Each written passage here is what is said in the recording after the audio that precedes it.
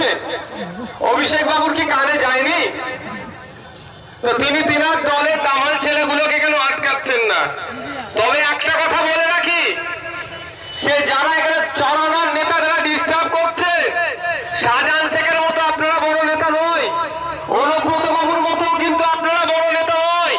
আর ধরলে আমরা কিন্তু অভিষেক বাবুকে ধরবো না, যে আমার ভাইকে ডিস্টার্ব করেছে তাকেই কিন্তু আমরা ধরবো, এটা মাথায় থাকে জানো। জবাবটা আপনার কাছ থেকেই নেব।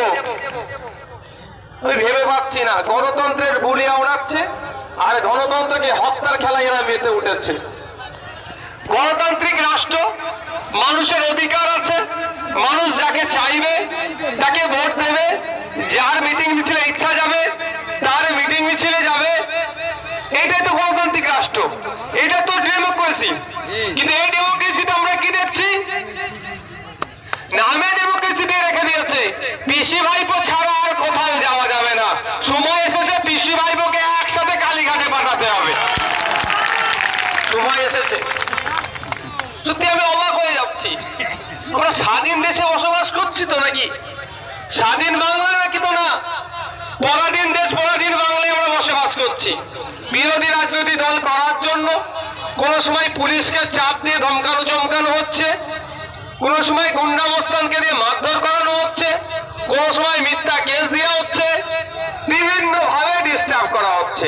তবে একটা কথা, আমার আগে মাস্টার সাহেব বললেন, ঐতিহাসিক বিপ্লবের কথা বললেন, আমি আপনাদের বলবো, আপনাদের মাধ্যমে তৃণমূলী বন্ধুদের বলবো, পৃথিবীর বিপ্লবের ইতিহাসগুলো দেখুন। ধমকে চমকে সেনা দিয়ে পুলিশ দিয়ে গুন্ডা দিয়ে বিপ্লবকে আটকানো যায়নি। ইন্ডিয়ান সেকুলার ফ্রন্ট সেই সমাজ ব্যবস্থার বিপ্লব আনতে চলেছে। দূষণমুক্ত সমাজ ব্যবস্থা চাই, শোষণমুক্ত সমাজ ব্যবস্থা চাই, এর বিপ্লব আনতে চলেছে। এই গুন্ডা মস্তান ধমকে চমকে আইএসএফ এর লড়াইকে আটকে রাখতে পারবে না। হয়তো কিছু সময়ের জন্য আমার কর্মীর হাত ভেঙেছে, মারধর করছে, মিথ্যা কেস দিয়েছে, এই সাময়িক সময়ের জন্য। আমরা আমাদের লক্ষ্যে অবিচল, আমরা আমাদের লক্ষ্যে পৌঁছাবো। সমাজকে দুর্নীতি মুক্ত করব। বাড়ি চোর, গরু চোর, কয়লা চোর, চাকরি চোর যারা আছে তাদের হাত থেকে সমাজকে মুক্তি দেবো। চাই সে পিসি ভাইবো হতে পারে, ব্লকের নেতাও হতে পারে, পাড়ার নেতা হতে পারে, যেই এই চোরের সাথে যুক্ত তাদের হাত থেকেই সমাজকে মুক্তি দেবো।